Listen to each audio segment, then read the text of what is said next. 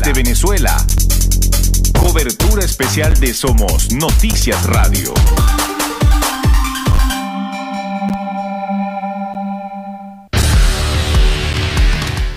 Venezuela, uno de los países que en América Latina tiene la situación del COVID-19 con menos casos confirmados con respecto al resto de los países del continente. Tiene exactamente hasta ahora 166 casos confirmados, 7 muertes y 65 recuperaciones. Un país que tiene una situación hospitalaria bastante complicada, un sistema de electricidad bien precario, una situación de gasolina que definitivamente raya, y voy a utilizar esta expresión y me perdonan que yo, en lo ridículo, siendo un país petrolero, pero es la situación actual que vive Venezuela, y un plan económico para ayudas que pues no está bien claro. Vamos a conocer en detalles cómo está la situación hoy día en Venezuela. Yo conecto de inmediato con la periodista Gabriela Zuniaga para que nos informe, nos actualice cómo amanece Venezuela el día de hoy. Gabriela, ¿cómo estás? Buenos días, Williams, para ti y para toda tu audiencia. Establecemos este contacto desde el estado Carabobo, esto es al centro del país, una región ubicada a eso de 2 horas de la capital venezolana, estratégica para todo el país, pues estamos ubicados en el centro y todos los estados, pues, para poder comunicarse pasan por nuestra entidad y es un estado bastante importante. Y bueno, establecemos este pase para ampliar detalles, comentarte todo lo que ha transcurrido desde el pasado 13 de marzo cuando se anunciaron los 2 primeros casos y bueno, todo el tema, incluso hablar desde la parte oficial, porque sí, aquí en Venezuela hablar desde investigación propia o denuncias que haga el sector médico es una sentencia de cárcel. Sí. Ya hay enfermeras, personal de la salud que está con arresto domiciliario, periodistas, por haber tenido información confirmada, más no oficial. Y bueno, entonces te puedo hablar desde la versión oficial. Sí, nos vamos a conocer un poco la realidad de las redes, lo que se conoce en redes y la versión oficial, pues muchos podrían decir, oye, esa cifra que acabo yo de mencionar hace unos segundos, de 166 casos confirmados, 7 muertos, 65 recuperados, y siendo uno de los países en América Latina con menos impacto del COVID-19, tú te pones un signo de interrogación enseguida y tú dices, ¿será cierto o no será cierto? Conociendo también el perfil del régimen venezolano y cómo funcionan estos sistemas en el planeta, tú puedes decir, bueno, esas cifras quizás pueden estar maquilladas. Pero bueno, vamos a concentrarnos en lo oficial, que es lo que realmente podemos nosotros compartir con nuestra audiencia. El caso del país en general, Gabriela, ¿cómo está Venezuela hoy día? Bueno, fíjate que yo como tú decías, las personas no creen en la credibilidad, o sea, sienten que el régimen no tiene credibilidad porque siempre hemos sentido y ha sido confirmado que han mentido o no han sido transparentes. De hecho, en las primeras alocuciones había y sigue habiendo demasiadas incongruencias en cuanto, primero dicen que, por ejemplo, en el Distrito Capital había 15 casos, después al día siguiente te dicen que hay 13. O sea, es un desastre, ha habido opacidad. Muchas organizaciones definen eso como una estrategia de las dictaduras. O sea, confundir para no ser transparentes y que no se sepa la verdad. Correcto. Sin embargo, bueno, el 13 de marzo fueron anunciados los 2 primeros casos, han ido aumentando, digamos como de 7 en 7. Cada vez que hay una alocución, siempre o hablan de 2 casos, de 6 casos, pero no ha habido una gran cantidad. Ya pues siempre habla de que la segunda semana es como que la curva aumenta. Correcto. Y sí es cuando hay como 7 casos más. Sin embargo, bueno, se podría decir que o es porque no han hecho la cantidad de pruebas suficientes o porque las medidas que tomaron, que a mi juicio están bien, o sea, son correctas. Correcto. Que ha sido pues ordenar una cuarentena social. Esto se hizo el 16 de marzo para 4 estados del país y ya al día siguiente se hizo en todo el país. ¿Cuántas semanas llevan ya exactamente con cuarentena obligatoria en toda Venezuela? Este lunes comenzó la 4ª semana. Es decir, vamos como por el día 20 y tanto, 24 creo. Correcto. ¿Qué implica esa cuarentena? Bueno, todas las personas, no es un toque de queda, a pesar de que en Táchira ya sí hay un toque de queda, pero todas las personas solamente pueden salir a comprar medicinas, alimentos. En Carabobo la gasolina está restringida, no hay tránsito entre estado y estado, al menos que pertenezcas a sectores priorizados como alimentación, servicios públicos, medios de comunicación. Bueno, en teoría, en la práctica no se ha respetado mucho esto, sino porque hay periodistas que viven en el estado Miranda que van hacia Caracas y no han podido pasar, a pesar de que se dijo oficialmente que sí estábamos habilitados, no se ha podido. Entonces, bueno, sí, se han hecho cierre de fronteras entre municipios, pero imagínate, Williams, que una persona, por ejemplo, viva al oeste del estado Carabobo y deba ir hacia el norte a llevarle comida a su mamá. Entonces es algo tedioso, se entiende pues que las autoridades están haciendo cumplir esta cuarentena. Hasta ahora no hay casos en el estado Carabobo, es uno de los pocos estados que no tiene casos. No se explica porque estamos realmente rodeados de casos. De hecho, en el estado de Aragua, justamente al lado, uno de los estados que más tiene casos de COVID-19. Correcto. Pero bueno, esperemos que continúe así. Sin embargo, vienen los próximos días migrantes venezolanos que se devuelven al estado Carabobo y se ha hecho pues todo un protocolo para recibirlos y que entonces no se vaya a propagar el virus en el estado. Venezuela tiene un par de países que hace frontera con este país que con este tema de la migración que viene desde hace varios años siendo muy fluido en todo este eje fronterizo venezolano. Pues tú podrías pensar y decir, oye, precisamente Colombia y Brasil tienen casos y situaciones bien complicadas y no ha dejado de fluir la migración entrando y saliendo desde y hacia Venezuela. Entonces tú podrías pensar, oye, que difícil creer que 166 casos hasta este momento sea el total, pero también hay otra en realidad. En Venezuela dejaron de operar también las líneas aéreas hace a un buen tiempo atrás, o por lo menos se disminuyó la cantidad de líneas aéreas y eso también lo hace un poco quizás más difícil de penetrar el COVID-19, tomando en cuenta que este ha sido el vehículo principal para expandirse en el mundo, Gabriela. Correcto, más preciso no lo pudiste decir. Nosotros fuimos hace alrededor de 2 meses, cuando digo nosotros, hablo de los periodistas que hacemos calle, que hacemos diarismo.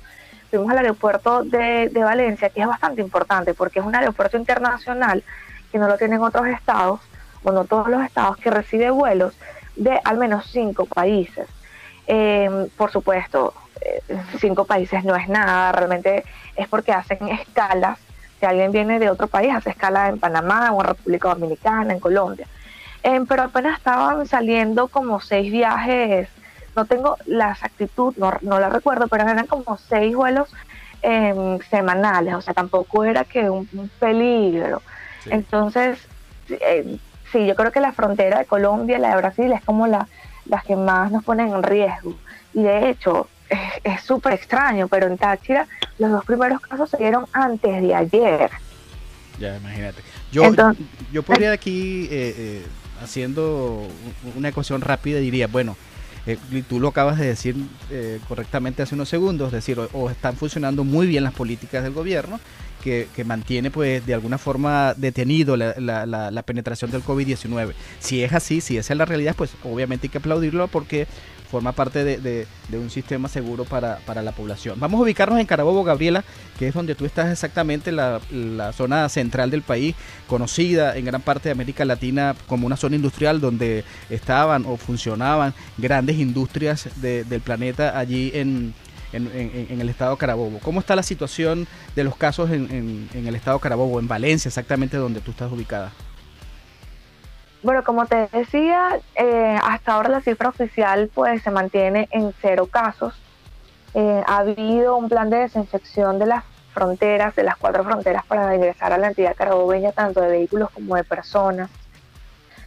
Y a ver, preciso que los vehículos que pueden entrar o salir son aquellos de combustible, que transforman alimentos, es decir, nadie que no pertenezca al grupo exento puede viajar fuera del estado Carabobo. Ha habido, como te decía, el adecuamiento de la Villa Olímpica, que es un complejo deportivo ubicado en el municipio de Naguanagua por parte de las autoridades regionales, porque hay muchísimos venezolanos que se están devolviendo a la identidad carabobeña, bueno, y al país.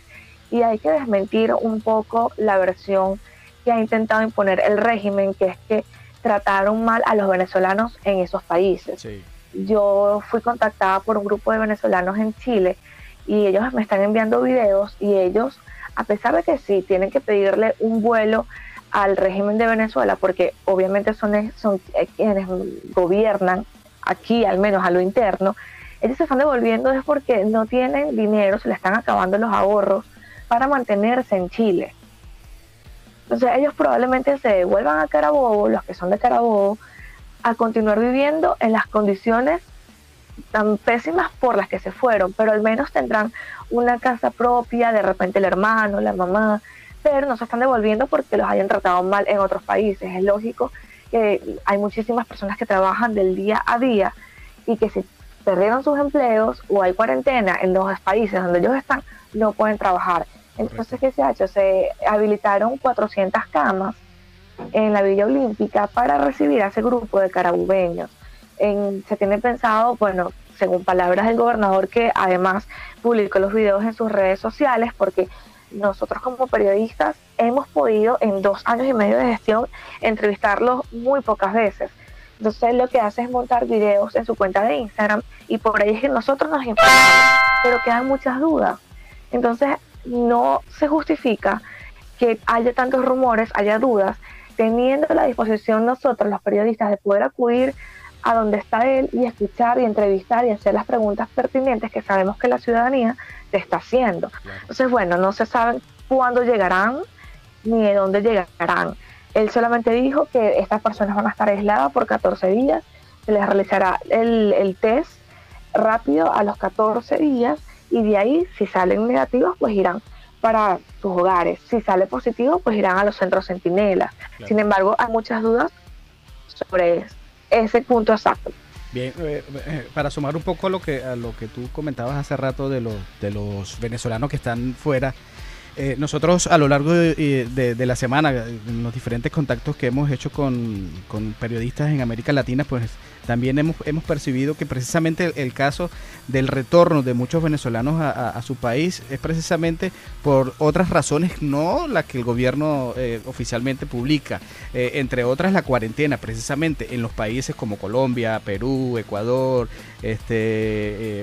Panamá. Obviamente en una situación de cuarentena, la mayoría de los planes económicos y la situación de ayuda que están planteando estos gobiernos va directamente a sus ciudadanos primeramente. ¿Qué pasa con los extranjeros? No solo los venezolanos, sino otros que están dentro de estos países tienen que tomar medidas porque se están viendo más afectados.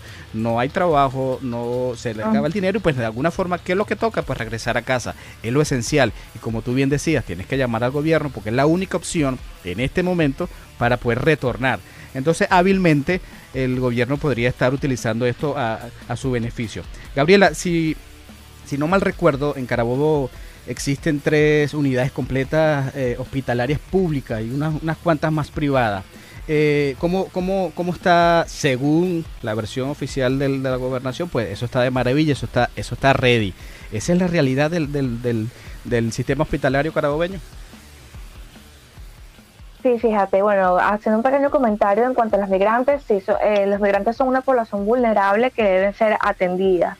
Creo que ningún país, bueno, estoy súper segura que ningún país estaba preparado para esto es algo nuevo para todos, pero hay que intentar arropar a la mayoría de las personas que habitan en nuestros países, porque es una enfermedad nueva y que los más bueno, creo que todos somos vulnerables ante esto. Mira, fíjate, en la entidad carabobeña, nosotros como periodistas hemos cubierto y hemos hecho bastante seguimiento del sector salud, tanto del sector de bioanalistas, el sector médico, el sector de enfermeros, quienes han, sobre todo los enfermeros, muy valientemente, desde hace un par de años, han levantado su voz haciendo las denuncias pertinentes en cuanto tanto a sus salarios como las condiciones de trabajo y cómo se encuentran los centros hospitalarios.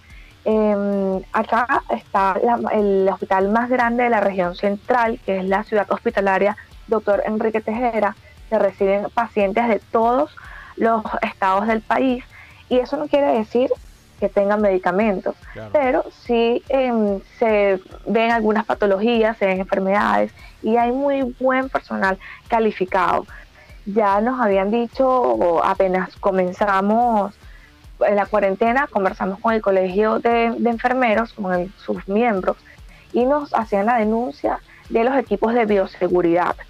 También Marlon Díaz, él es presidente de la Federación de Centros Universitarios de la Universidad de Carabobo, que es la universidad más importante también de la región central del país.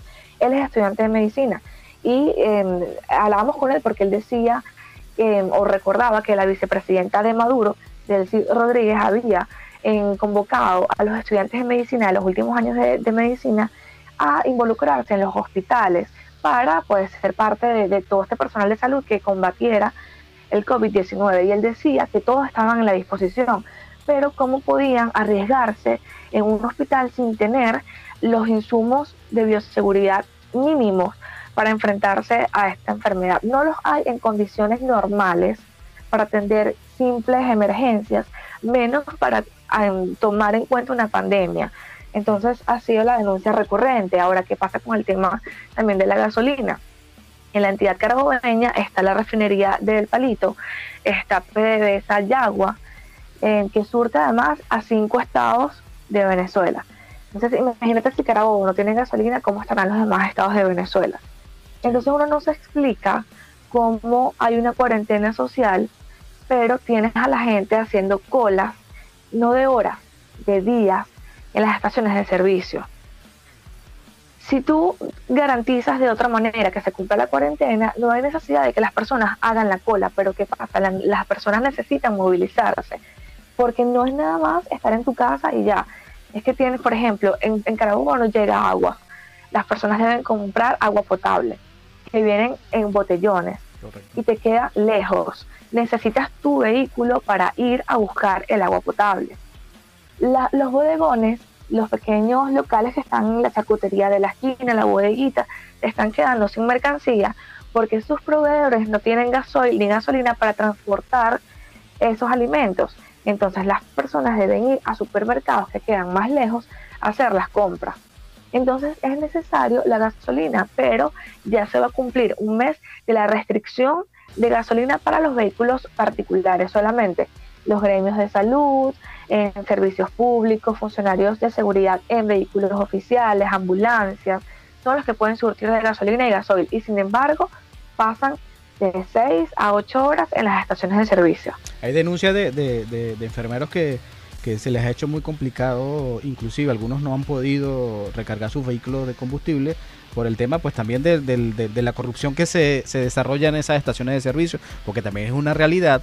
Muchos funcionarios de efectivos policiales se hacen eco del momento para hacer su agosto, y inclusive tenemos nosotros algunas denuncias de que hasta cobran divisas extranjeras para poder entrar y parquearte allí en la isla y poder surtir tu carro con gasolina.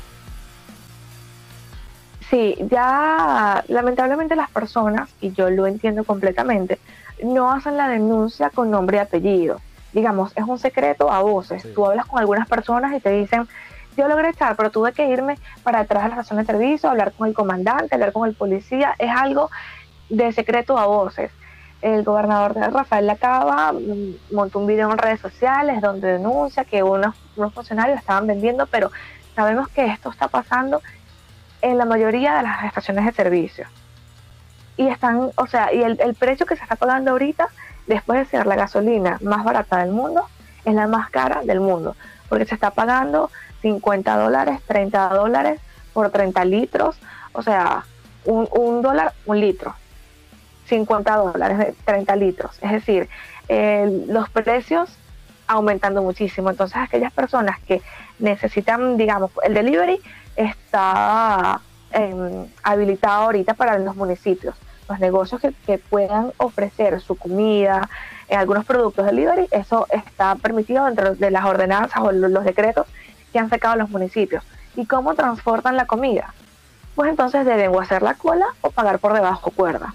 Correcto. Entonces es una anarquía, es una locura. Tengo algunas fuentes en estaciones de servicios grandes que quedan en las autopistas, y allí se está decidiendo enviar el camión de gasolina que llega. Es preferible mandarlo, me lo dijo esta persona, a una estación de servicio más pequeña que tenga menos surtidores y dure más, que a una estación de servicio grande que pueda durar 2 o 3 horas. Claro. Entonces es un completo desastre, no se entiende la cuarentena. Las pocas veces que he podido salir, porque yo también pues no tengo gasolina, igual tengo que cuidarme, y paso por una estación de servicio, es una locura. Hemos conversado con personal de salud que tienen algunas estaciones de servicio habilitadas. Conversamos con una trabajadora de la farmacia de la CHET, la Ciudad Hospitalaria Doctora Enrique Tejera, y decía, si yo no, a ver, nos pusieron un transporte, pero el transporte también se queda sin gasoil. Definitivamente. Entonces debo sacar mi carro, y aquí estoy, tengo 6 horas, debo entrar a trabajar en 1 hora, y si yo no voy, nadie puede abrir la farmacia de emergencia de adultos. Es decir, que entonces las personas pudiesen complicarse porque no tienen la medicina, porque la persona que tiene la farmacia está en la cola intentando surtir gasolina. Y no pudo llegar a tiempo, correcto.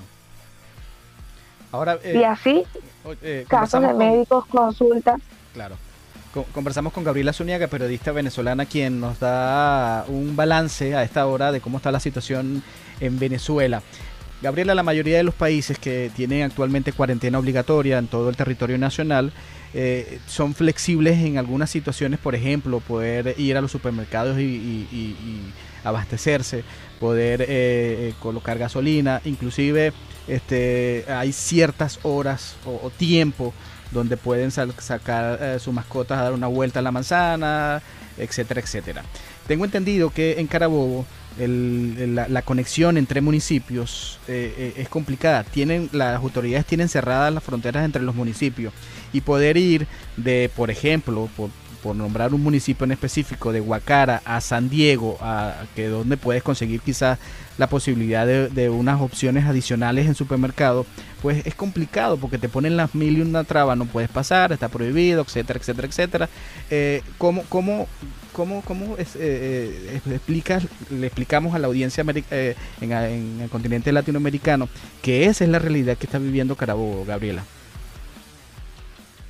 Sí, así es. Hay varios municipios, o bueno, digamos, los 14 municipios de la región carabobeña han sacado sus propios decretos, y son un poco incongruentes, porque como tú decías, acá hay un área metropolitana, hay muchas personas que se trasladan desde otros municipios hacia el área metropolitana de Valencia, que necesitan comprar, chequearse, ir a sus consultas, porque la vía se desarrolla más o menos en unos 4 municipios de la región.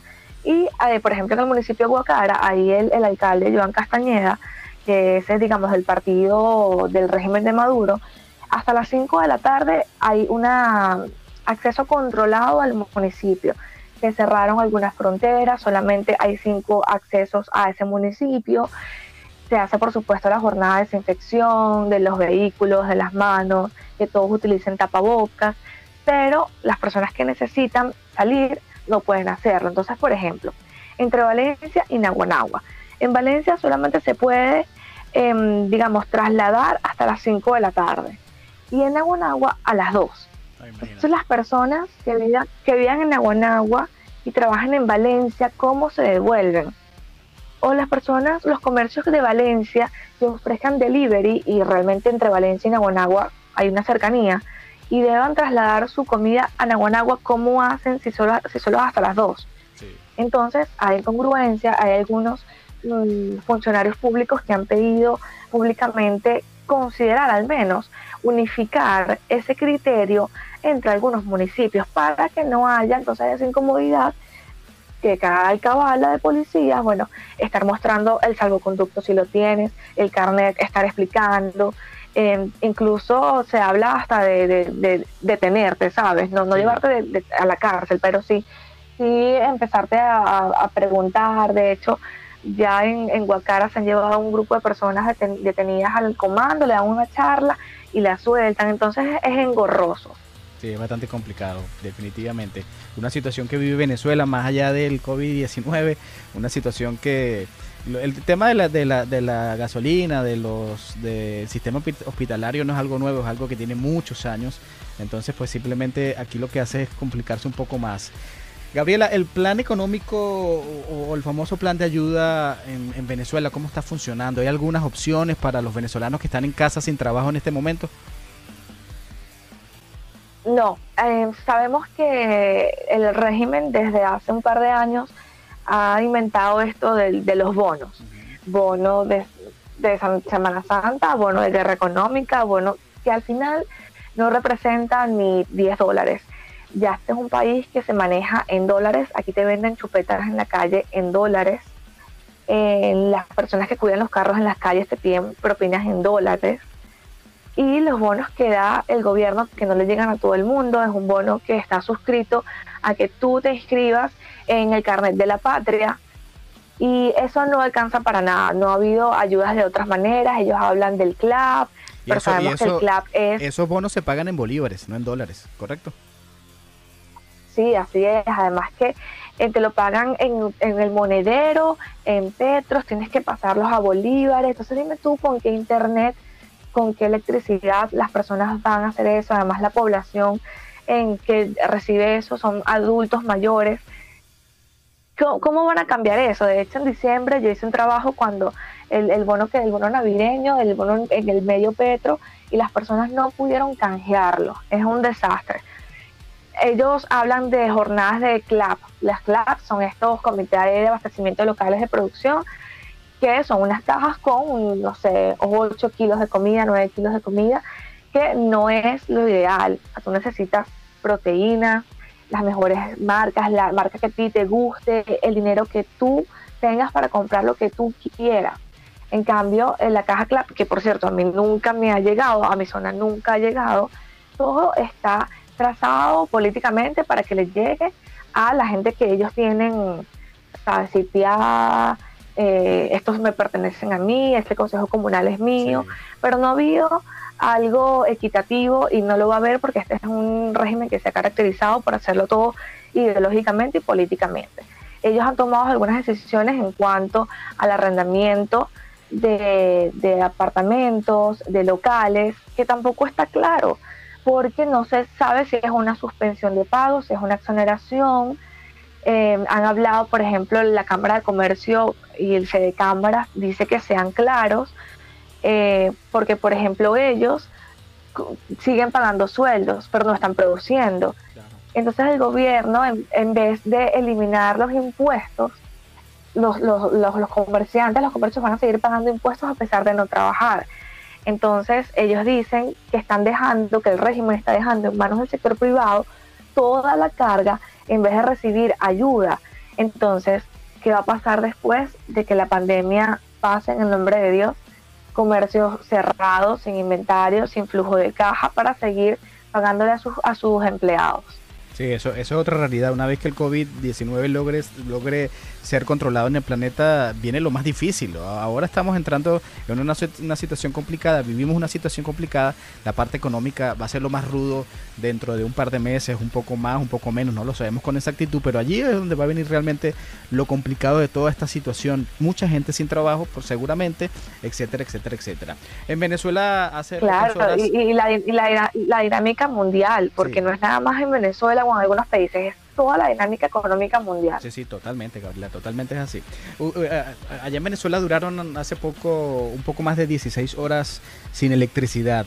El sistema ha sido precario desde los últimos, calculo yo, voy a exagerar que un poco quizás, en los últimos 15 años a lo mejor, pero en los últimos ha sido muy frecuente. En el caso puntual de hace pocas horas, con este apagón de más de 16 horas, ¿conocen con exactitud cuál fue el motivo, Gabriela? Bueno, sí, justamente ayer la entidad carabobeña fue protagonista nuevamente. Es una de las entidades más afectadas en cuanto al tema eléctrico, también por su demanda. Aquí hay varias plantas generadoras de electricidad que están trabajando a mínima capacidad. Hace unos meses tuve la oportunidad de conversar con las personas del Colegio de Ingenieros, con la parte de los que manejan el sector eléctrico, o sea, manejan la información, los especialistas.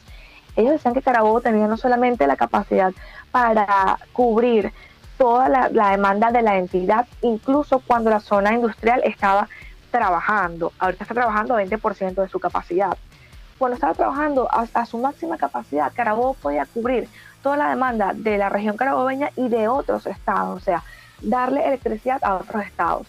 La actualidad es que no hay electricidad en muchas zonas, es decir, cuando se turnan, le toca un par de horas a San Joaquín, después un par de horas a Los Guayos, un par de horas a San Diego, es porque el Estado no está en la capacidad de producir toda la energía que requiere, y cuando hay una sobrecarga se caen las líneas. Claro. Ayer hubo zonas que estuvieron 24 horas sin energía eléctrica.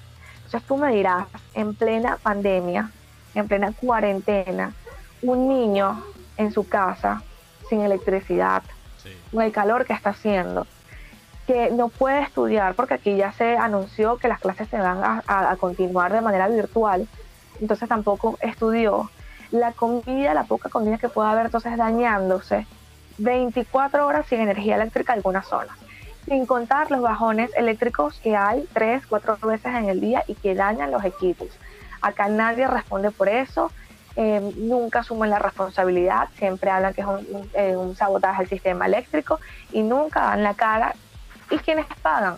Los carabobeños. Sí, definitivamente, como podríamos nosotros decir, si no te agarra el COVID-19, te agarra el régimen de Nicolás Maduro. Oye, Gabriela, conversamos con Gabriela Zuniaga, periodista venezolana, quien conversa con nosotros y nos actualiza cómo está la situación de Venezuela hoy día.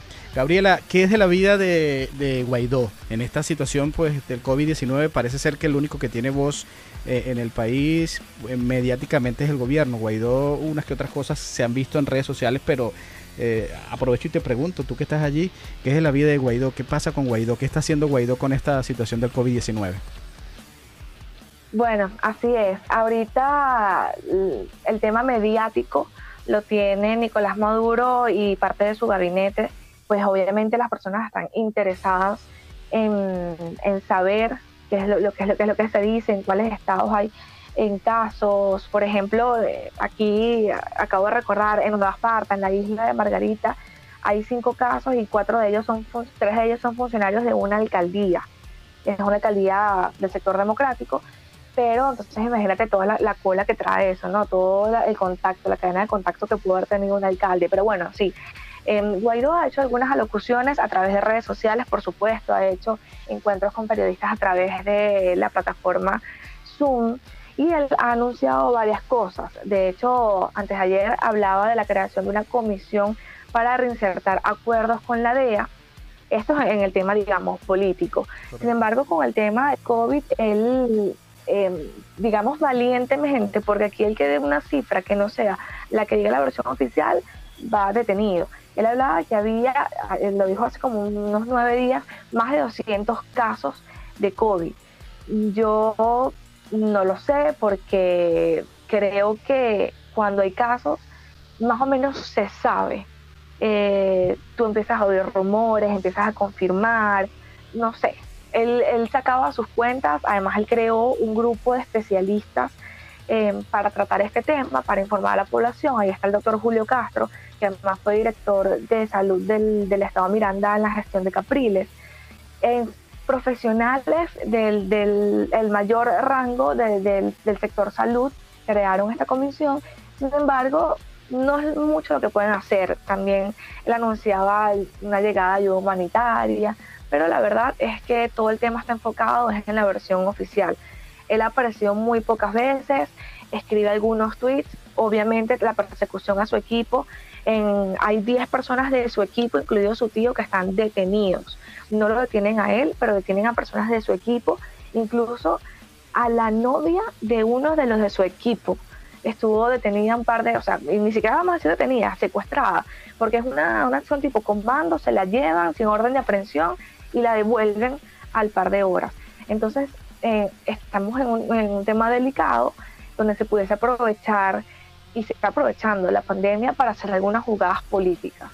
Hay muchos conocedores de la materia política en el planeta que escuchaba yo hace un par de días y decían definitivamente el COVID-19 está favoreciendo al régimen de Maduro y está aplacando o apagando la situación de Juan Guaidó. Creo que pero yo diría que es a lo interno y en lo mediático, porque sí, igual la Organización Mundial de la Salud y la Panamericana de la Salud han mediado entre el gobierno de Iván Duque y Nicolás Maduro, no han reconocido a Maduro. Maduro pidió unos fondos al Fondo Monetario Internacional y también le fue negado. Así que la comunidad internacional yo creo que sigue apoyando a la democracia en Venezuela, pero digamos mediáticamente y a lo interno sí está Maduro en el tapete. Pero mientras la comunidad internacional... Por eso te mencionaba que pues el COVID-19 está favoreciendo la situación del régimen de Nicolás Maduro. Gabriela Zuniaga, nosotros estamos muy agradecidos aquí en Somos Noticias Radio desde Orlando, Florida, con este contacto, con este balance muy completo que tú nos regalas a nuestra audiencia en América Latina. Gabriela, queremos desearte lo mejor y que por favor te mantengas a salvo, te laves las manos cada 20 minutos si es necesario. Así lo estoy haciendo periodismo responsable, pero a la vez cuidándome. No hemos dejado de informar, más bien ahorita es cuando más hay que informar por la cantidad de rumores, desinformación que hay. Yo me levanto todos los días, súper temprano, me acuesto tarde, y es metida en las noticias, hablando con las fuentes, cuéntame cómo está esto, para poder informar y a la vez siendo responsable y cuidándome a mí y a mi familia, porque cuando uno se cuida a uno, también está cuidando a los demás. Gracias a ti por tomarme en cuenta, estoy súper agradecida y bueno, sabes que periodísticamente te respeto muchísimo y además como amigo te quiero muchísimo. Muchas gracias, igualmente el sentimiento es compartido, créeme que sí. Nosotros agradecemos el esfuerzo, Gabriela, estamos sumamente atentos de lo que pueda suceder en Carabobo, en Venezuela en general, y nuestros micrófonos abiertos para ti, para todo el resto del gremio periodístico venezolano que nosotros tenemos mucha conexión con todos y pues saben que aquí hay una ventana, que hay una posibilidad de poder expresar la situación realmente, o por lo menos lo más cercana a la realidad que vive Venezuela. Gabriela, muchas gracias. Gracias a ti. Bueno, escuchaban ustedes a Gabriela Zuniaga, periodista venezolana, quien compartió con nosotros estos minutos y nos dio ese balance lo más preciso posible de la realidad venezolana. Ustedes, amigos y amigas, siguen conectados a nuestra programación. Más adelante vamos a regresar con información de otros países. Somos Noticias Radio, la radio de los hispanos aquí en los Estados Unidos. Ya regresamos. Williams J. Lugo está en Somos Noticias Radio. Esto fue un contacto con la información desde la sala de redacción digital de somosnoticias.com.be. Noticias en tiempo real. Somosnoticias.com.be